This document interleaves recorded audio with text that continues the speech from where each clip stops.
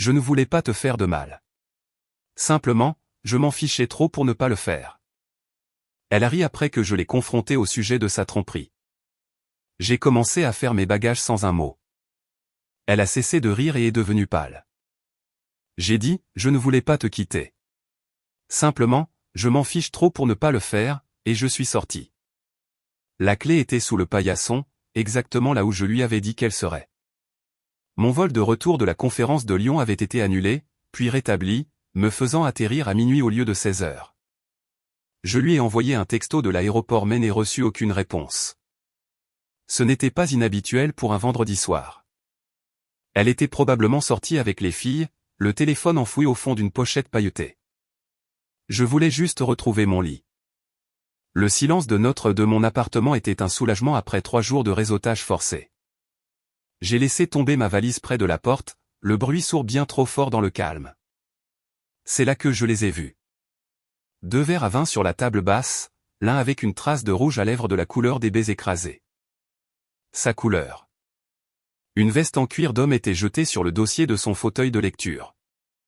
Une veste que je ne possédais pas. Un vide froid et bourdonnant s'est ouvert dans ma poitrine. J'ai marché comme un automate dans le couloir. La porte de notre chambre était entr'ouverte. La scène était un cliché. Sa silhouette endormie, le dos tourné vers moi, et la silhouette mauve d'un homme à côté d'elle. Son bras était drapé sur sa taille. Par terre, un emballage de préservatifs brillait sous la lumière du lampadaire qui filtrait à travers les stores. Je n'ai pas crié. Je n'ai rien jeté. Le bourdonnement dans ma poitrine est juste devenu plus fort, noyant tout le reste. Je suis sorti à reculons, en silence, je suis allé dans le salon et je me suis assis sur le canapé, juste à côté des verres sales. J'ai attendu. 1 heure plus tard, j'ai entendu des pas traînants. La lumière de la salle de bain s'est allumée, puis éteinte. Il est sorti à pas feutrés, torse nu, s'arrêtant net quand il m'a vu. Il était plus jeune, avec une barbe de 3 jours soigneusement entretenue, typique d'un gars qui s'efforce d'avoir l'air de ne pas faire d'efforts. Il n'a pas dit un mot, il est juste retourné précipitamment dans le couloir. J'ai entendu des chuchotements frénétiques. Manon est sortie seule, enveloppée dans son peignoir de soie, son visage un masque de panique se durcissant en défi. Le gars, Lucas, comme je l'apprendrai plus tard, est passé devant moi avec sa veste et ses chaussures, sans croiser mon regard, et est sorti. La porte s'est refermée dans un déclic. Le silence est revenu, maintenant chargé et malsain. Depuis combien de temps? Ma voix semblait étrangère, calme et monocorde. Julien, ce n'est pas ce que tu penses. C'est exactement ce que je pense. Depuis combien de temps, Manon? Elle a croisé les bras, se protégeant. Quelquefois. Ça ne signifie rien. Des mois? Des semaines? 3 mois. Un rire, amer et aigu, a tenté de se frayer un chemin dans ma gorge. Je l'ai ravalé. 3 mois. J'avais été à Lyon pour présenter le projet qui assurerait le financement de mon équipe. Le projet sur lequel j'avais travaillé tard pendant des semaines, celui qu'elle avait qualifié de « tes feuilles de calcul ennuyeuses » avec un baiser taquin. J'avais pensé que le baiser était de l'affection. Maintenant, je savais que c'était du mépris. Pourquoi? Elle a levé les mains en l'air. Pourquoi? Parce que tu es là, mais tu n'es pas vraiment là. Tu es toujours dans ta tête avec ton travail, avec ton silence. Lucas est présent. Il est excitant. Donc, c'est de ma faute. Je n'ai pas dit ça. Mon Dieu, tu fais toujours ça.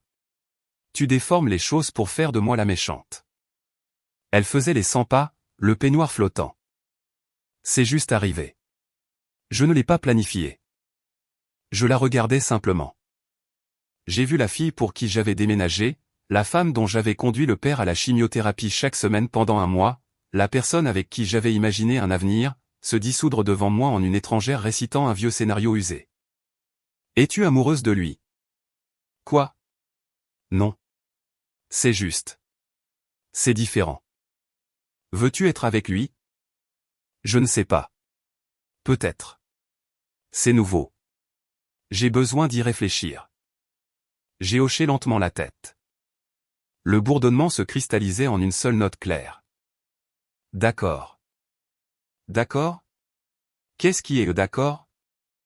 Elle avait l'air confuse, comme si j'avais sauté une page de la dispute qu'elle avait répétée. Tu devrais y réfléchir. Je me suis levé et j'ai marché vers notre chambre. La chambre. Où vas-tu? Sa voix s'est aiguisée, me poursuivant. Je n'ai pas répondu. Je suis allé au placard et j'ai sorti mon vieux sac de sport de l'étagère du haut. Puis je suis allé à ma commode. Chaussettes, caleçons, t-shirt, jeans. J'ai fait mes bagages méthodiquement, ne pliant rien, les plaçant simplement à l'intérieur. Qu'est-ce que tu fais? Elle était maintenant dans l'embrasure de la porte, sa voix montant d'une octave. Je suis passé devant elle pour aller à la salle de bain.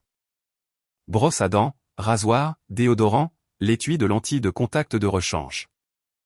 Je les ai laissés tomber dans la trousse de toilette.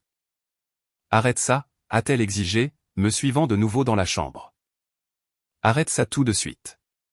Tu es sérieusement en train de faire un sac? Tu vas partir pour ça? J'ai ouvert la fermeture éclair de ma valise dans le couloir, celle avec laquelle j'avais vécu pendant 3 jours, et j'ai commencé à y transférer le contenu du sac de sport. Vêtements de travail, chaussures de ville, mon portfolio. Julien, parle-moi. Ce n'était que du sexe. Tu es ridicule. Je me suis finalement tourné pour la regarder. Le défi était toujours là, mais il se fissurait sur les bords, révélant la panique en dessous. Elle ne pouvait pas contrôler le récit si je refusais de jouer mon rôle. Dis juste quelque chose, a-t-elle crié, les mots rebondissant sur les murs. J'ai pris une lente inspiration. La note claire dans ma tête était un ordre, n'engage pas la conversation. Pas, tout simplement. J'ai besoin de comprendre, ai-je dit, ma voix toujours aussi terriblement égale et calme. Donc, tu dis que tu n'avais pas l'intention de me faire de mal? Non, bien sûr que je n'avais pas l'intention. Mon Dieu. Elle a laissé échapper un son frustré et nerveux, un demi-rire, un ricanement. C'était destiné à me diminuer, à présenter ma douleur comme une réaction excessive à sa transgression désinvolte. Je ne voulais pas te faire de mal. Je ne me souciais juste pas assez pour ne pas le faire. C'était ça, le cœur du problème, poli et offert avec un haussement d'épaule. Pas de la méchanceté, mais une indifférence absolue et triviale.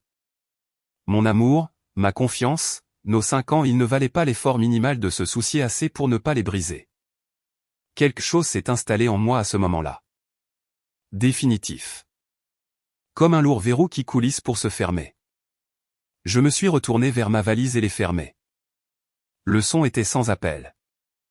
Je l'ai ramassé, j'ai hissé mon sac d'ordinateur sur mon épaule et j'ai marché vers la porte d'entrée. Sa confusion s'était transformée en une peur réelle. Elle s'est plantée entre moi et la porte. Attends, tu pars vraiment? Comme ça? Où iras-tu? Je me suis arrêté, la regardant. Vraiment la regardant. La femme que j'aimais avait disparu. Ce n'était que l'enveloppe qu'elle avait laissée derrière elle. J'ai vu la pâleur de sa peau, l'élargissement de ses yeux alors qu'elle réalisait que je ne faisais pas une crise de colère. C'était un départ définitif.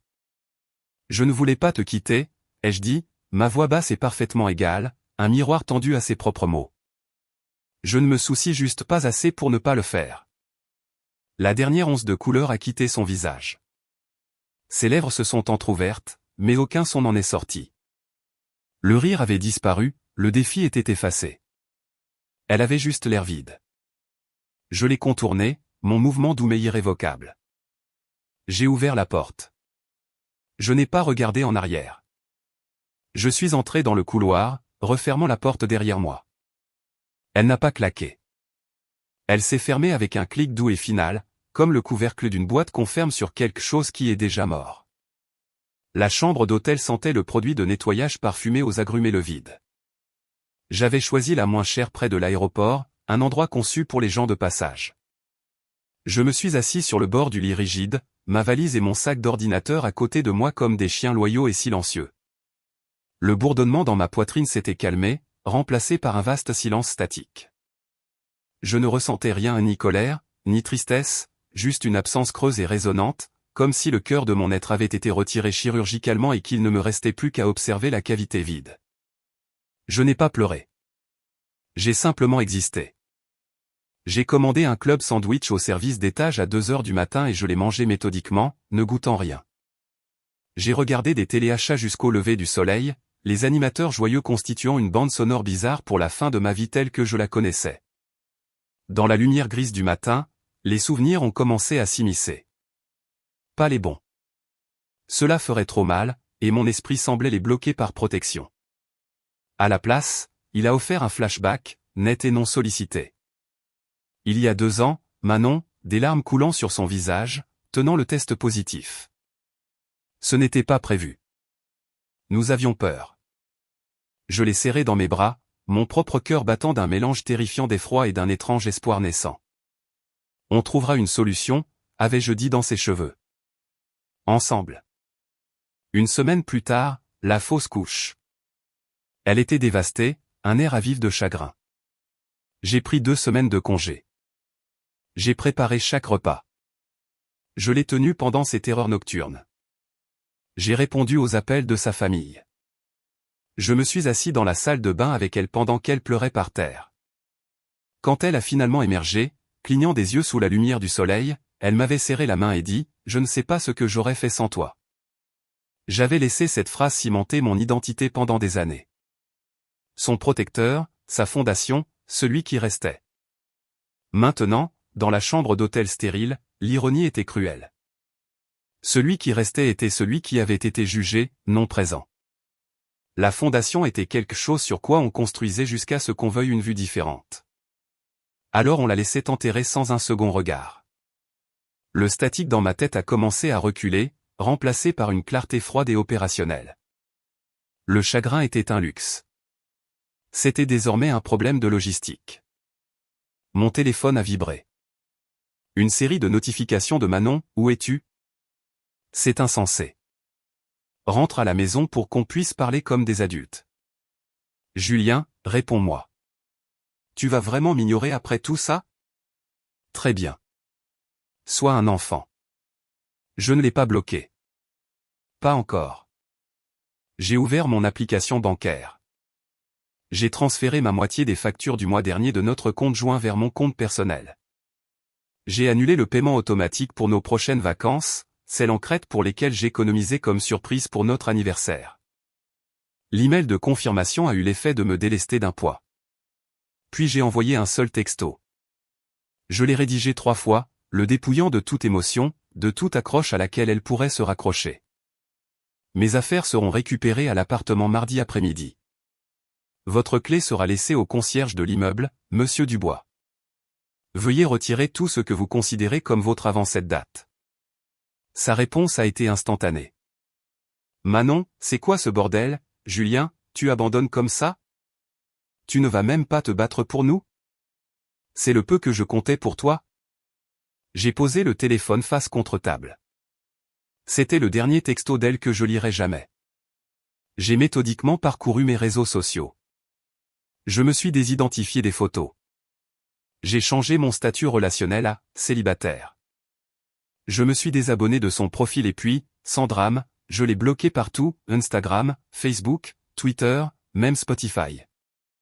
Ce n'était pas un acte de colère. C'était une question d'hygiène. Retirer une source d'infection. Ensuite, les amis. Notre cercle commun. J'ai choisi les 3 que je respectais le plus et j'ai envoyé des messages presque identiques. Léa. Salut. Juste pour te prévenir, Manon et moi nous sommes séparés. C'était dû à une infidélité de sa part. Je ne souhaite pas discuter des détails, mais je voulais que tu l'apprennes de ma part. Je prends un peu de distance, mais j'apprécie ton amitié. Les réponses ont été un mélange de choc, de soutien et de sympathie maladroite. Je les ai remerciés et n'ai pas poursuivi la conversation. Je construisais un mur, brique par brique silencieuse. Mardi est arrivé. J'ai engagé un service de conciergerie via une application. 2 inconnus polis et indifférents en polos assortis ont emballé le reste de mes vêtements, mes livres, mes disques, le jeu de couteau de chef que mon père m'avait donné. Ils ont tout mis dans le box de stockage numéro 317. Ils ont laissé la clé au concierge Dubois. L'opération entière m'a coûté 360 €. C'était l'argent le mieux dépensé de ma vie. Les semaines suivantes se sont écoulées dans un rythme étrange et paisible. J'ai prolongé mon séjour à l'hôtel de l'aéroport, puis j'ai trouvé une sous-location meublée en centre-ville, une boîte minimaliste avec vue sur d'autres bâtiments. J'allais au travail. Je faisais mon travail. Je rentrais à la maison. J'ai commencé à courir le long des berges du Rhône, le martèlement de mes pieds sur le trottoir étant une méditation. Le silence dans mon appartement n'était plus vide. Il était pur.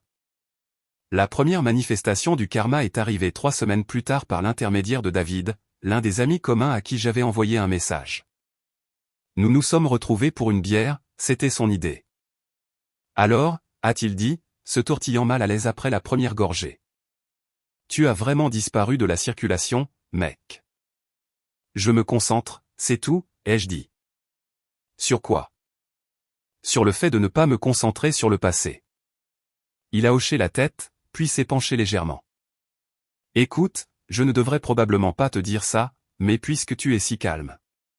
Les choses ne vont pas très bien pour Manon. Lucas? J'ai pris une gorgée. Je n'ai rien dit. Mon silence était une invitation pour lui à continuer, non par curiosité, mais parce que je comprenais qu'il avait besoin de se décharger. Elle l'a fait emménager environ une semaine après ton départ. Gros drame. Mais le gars. C'est un cas. Il a perdu son travail de barman. Il se pointait ivre ou pas du tout. J'ai entendu par Sarah qu'il a un petit casier judiciaire. Vol à l'étalage, trouble à l'ordre public. Je suis resté silencieux. Et Manon n'est plus la même. Elle a posté toutes ses photos de nouveaux chapitres avec lui, mais la semaine dernière, elle a posté cette vague citation sur le fait de faire confiance aux mauvaises personnes, puis l'a supprimée. Sarah a dit qu'elle les avait vus se crier dessus sur un parking. Il a jeté un sac de plats à emporter sur sa voiture. J'ai ressenti une pitié lointaine et abstraite. Le genre de pitié qu'on ressent pour un personnage de film qui fait des choix manifestement terribles. Cela n'avait aucun lien avec moi. Ça a l'air instable, ai-je finalement dit, ma voix neutre. Ouais, sans blague. Tu as échappé belle, mec. Je n'ai ni approuvé ni désapprouvé. Échapper à quelque chose implique que l'on vous a visé. Cela ressemblait plus au fait que j'avais volontairement quitté un chemin qui s'effondrait devant moi. Quoi qu'il en soit, cette nuit-là, de retour dans ma tranquille sous-location, mon téléphone a vibré avec un texto d'un numéro inconnu. Inconnu. Julien, c'est Manon. Je sais que tu m'as bloqué. S'il te plaît, j'ai fait une énorme erreur. Peut-on juste parler? Je suis tellement désolé pour ce que j'ai dit. Ce que j'ai fait. Je suis tellement désolé. Les mots restaient là sur l'écran, brillant dans la pièce sombre. Je n'ai rien ressenti. Pas de frisson, pas de joie maligne, pas d'attendrissement. Ces excuses étaient un caillou jeté dans l'océan de mon indifférence. Je n'ai pas répondu. Je n'ai pas bloqué le numéro. J'ai simplement fait glisser la notification pour la faire disparaître. L'écran est devenu noir, me renvoyant le reflet de ma propre expression placide. Le silence, une fois de plus, était absolu. Et pour la première fois depuis que j'avais trouvé ces verres à vin, j'ai senti qu'ils m'appartenaient. Le silence après son premier texto n'était pas une tactique, c'était simplement mon nouvel état d'être.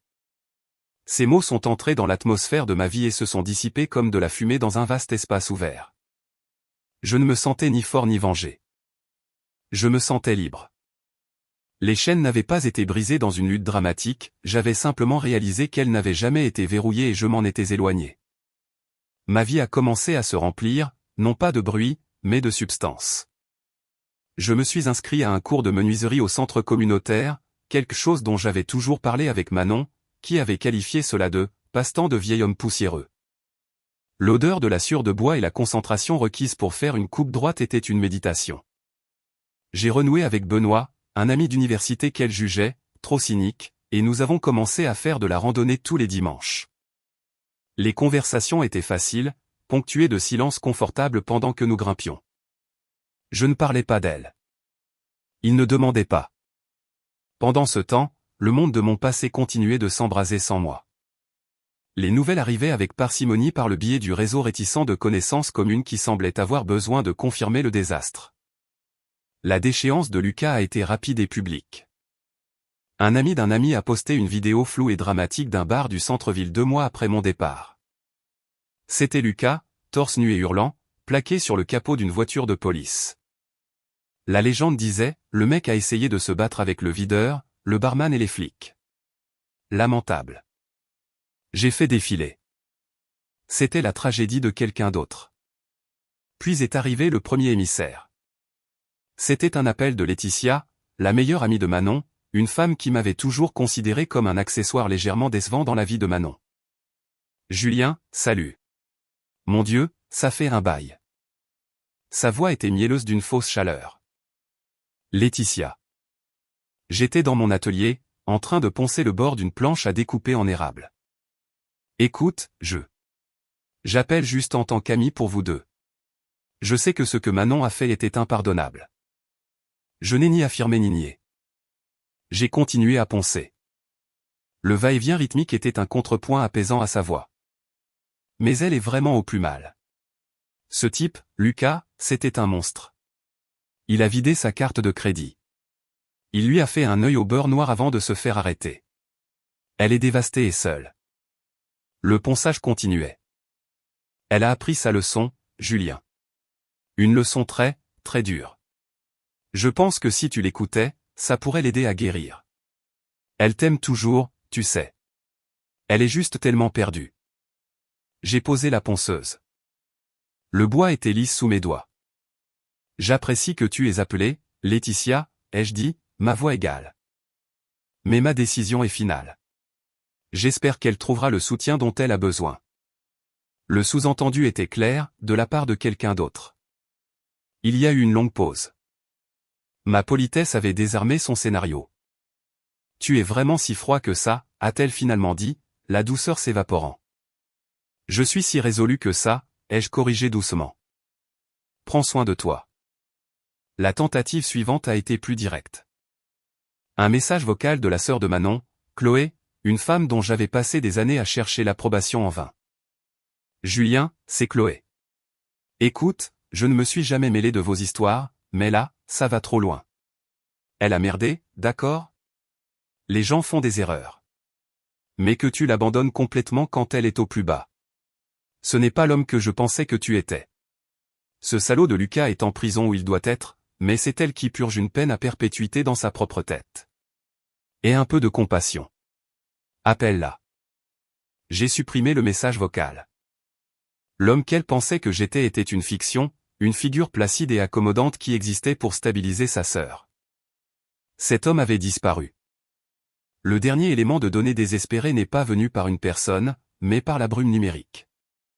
Par curiosité morbide, un soir tranquille, Benoît a consulté les archives judiciaires publiques de Lucas sur son ordinateur portable. C'était là, plusieurs chefs d'accusation pour la bagarre au bar, plus un mandat d'arrêt antérieur pour violation d'une ordonnance restrictive d'une autre ex-petite amie. L'homme était un récidiviste, pas une anomalie. Manon n'avait pas échangé sa situation pour de l'excitation, elle avait sauté d'une plateforme stable sur une faille connue. Puis mon téléphone s'est allumé avec un numéro local. J'ai laissé la messagerie vocale se déclencher. 1 heure plus tard, j'ai écouté. C'était Manon, mais pas la femme suppliante et brisée des textos. Cette voix était brute, rauque, et crépitait d'une fureur qui avait finalement percé la façade de la victime. Tu sais quoi, Julien? Très bien. Tu as gagné. Tu es le parfait martyr stoïque. J'ai compris. Ces mots étaient pâteux, soit à cause de l'alcool, soit des larmes. Je suis la méchante. Je suis la folle bipe qui a tout gâché. Mais toi. Tu n'as jamais été capable d'un véritable amour, n'est-ce pas? Le véritable amour pardonne. Le véritable amour se bat. Toi, tu pars, c'est tout. Tu es un fantôme. Un bip de fantôme agréable et poli. J'ai tout perdu. Tout. Et tu ne peux même pas décrocher le téléphone pour me dire que j'ai eu ce que je méritais. Tu es un lâche. Un lâche froid et sans cœur. Je suis mieux sans toi. Tu m'entends? Je suis mieux sans toi. Le message s'est terminé par un fracas étouffé, comme si quelque chose avait été jeté, puis des sanglots, puis une tonalité. J'ai sauvegardé le message vocal, non par sentimentalisme, mais comme un rappel. C'était le cœur authentique. Une fois que la performance du remords n'avait pas réussi à obtenir une réaction, c'était la colère d'une personne qui croyait que ses conséquences devraient être la responsabilité de quelqu'un d'autre à soulager. Le dernier vestige de douceur en moi s'est pétrifié, se transformant en pierre. Elle m'avait montré sa vérité 2 fois maintenant, d'abord dans son indifférence, puis dans sa rage. Je l'ai cru les 2 fois. Ce week-end-là, j'ai terminé la planche à découper en érable. Je l'ai huilée et elle a brillé, le grain riche et profond. Benoît est venu et j'ai fait griller des steaks. Nous avons mangé sur ma nouvelle création. Alors que nous étions assis sur le petit balcon de ma sous-location, les lumières de la ville scintillant, une paix profonde et inébranlable s'est installée en moi. Le bruit de mon passé était un écho lointain et faiblissant. Ici, dans le présent calme, je construisais quelque chose de réel. Une coupe droite, une journée calme à la fois. La scène était prête. L'acte final n'était pas à moi de le jouer, mais je savais avec une certitude qui ressemblait au destin qu'elle essaierait de me ramener dans sa pièce une dernière fois. Et je savais avec une certitude encore plus grande que je n'aurais plus de réplique à dire. 6 mois jour pour jour après mon départ, j'attendais un cortado à l'arbre à café, un café près de mon nouveau bureau. La sous-location avait disparu. J'avais loué un appartement moderne et aéré avec vue sur la rivière et de l'espace pour un véritable atelier. La planche en érable avait été le premier de nombreux projets. Le silence y était le mien, rempli de la musique que je choisissais ou du silence satisfaisant de la création. Benoît était en retard, alors j'avais commandé en premier, faisant défiler nonchalamment des plans d'architecture pour une bibliothèque sur mesure sur mon téléphone. J'étais en paix. Non pas le calme fragile de la chambre d'hôtel, mais une tranquillité solide et méritée. La cloche de la porte du café a tinté. J'ai levé les yeux par habitude. C'était Manon. Elle se tenait figée juste à l'entrée, sa silhouette se découpant sur la lumière grise de l'après-midi. Elle semblait diminuer. La femme vibrante et insouciante qui s'était moquée de ma douleur avait disparu. Cette femme était plus mince, ses épaules voûtées dans un manteau qui semblait trop grand. Ses yeux, cherchant une place, se sont posés sur moi et se sont agrandis. Un kaléidoscope d'émotions a tordu ses traits, choc, espoir, un calcul frénétique, une onde profonde. J'ai observé la scène à distance, comme si j'observais un animal curieux. Je n'ai rien ressenti. Pas de pic de panique, pas de frisson glacial, juste un léger intérêt d'observation pour ce qu'elle ferait ensuite. Elle a marché vers moi. Ma table était près de la fenêtre, une petite table pour 2. Il n'y avait pas d'échappatoire pour elle, pas d'approche ambiguë. C'était une ligne directe. Julien. Sa voix était un fragment de son, rauque par manque d'usage ou à cause des pleurs. J'ai fait un seul élan signe de tête. Manon.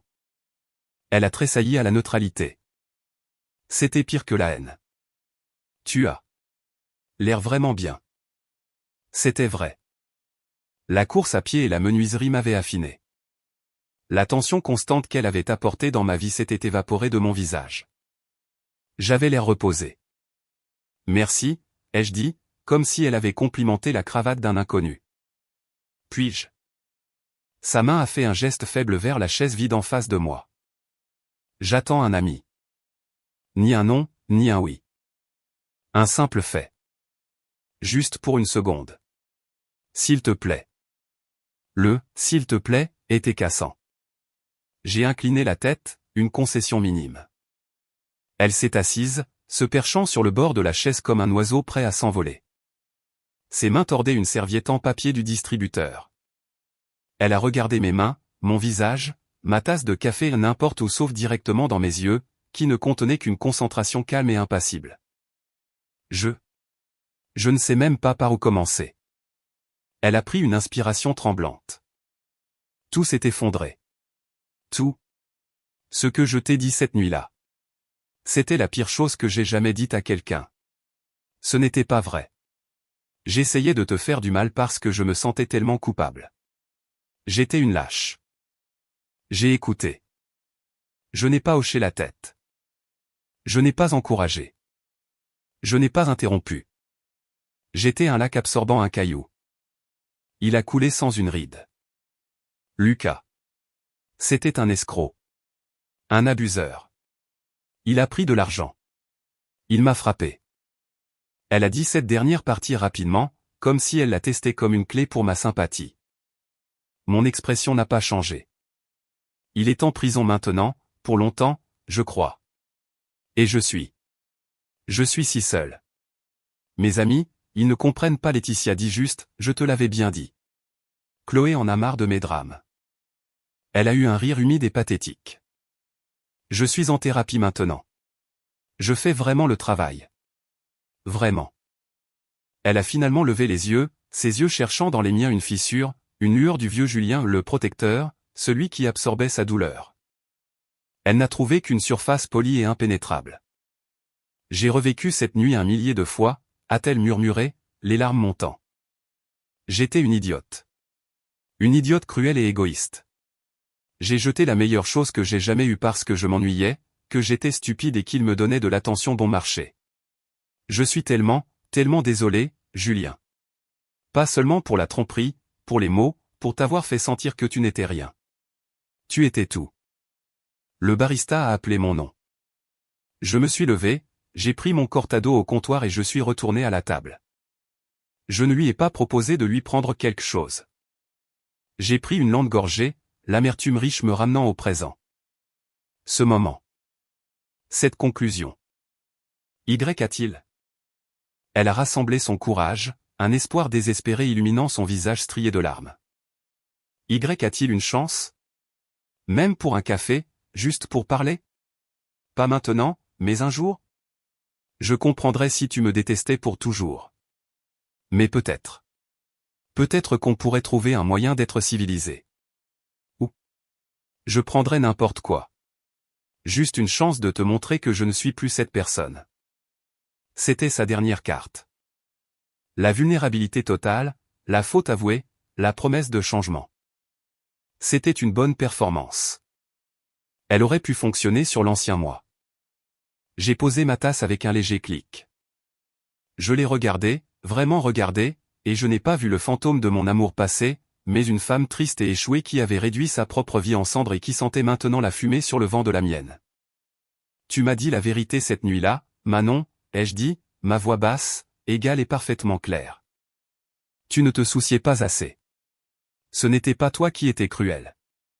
C'était toi qui étais honnête pour la première fois depuis longtemps. Elle a ouvert la bouche pour protester, mais j'ai continué, le rythme régulier de mes mots un mur qu'elle ne pouvait pas escalader. Cette vérité m'a donné la clarté dont j'avais besoin pour partir. C'était le seul cadeau que tu m'aies fait au cours de ces derniers mois. J'ai fait une pause, laissant la gentillesse brutale de cette déclaration s'installer. Je ne veux pas te faire de mal en disant cela. Mais cette même vérité signifie que je ne me soucie pas assez pour y revenir, pour rejuger le passé. Il n'y a rien à construire pour nous. Il n'y a que des cendres. Son visage s'est effondré. L'espoir s'est éteint, laissant un désespoir creux. Alors c'est tout? Tu ne ressens rien. Je ressens la paix, ai-je dit. C'était la chose la plus honnête et la plus dévastatrice que j'aurais pu lui dire. J'espère sincèrement que ta thérapie t'aidera à trouver la tienne.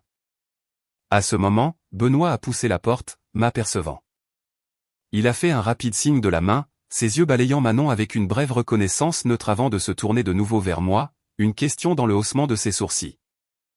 Je lui ai adressé un petit sourire sincère qu'elle n'avait pas vu depuis des années et je me suis retourné vers elle pour la dernière fois. Mon ami est là. Je dois y aller. Je me suis levé, prenant mon café.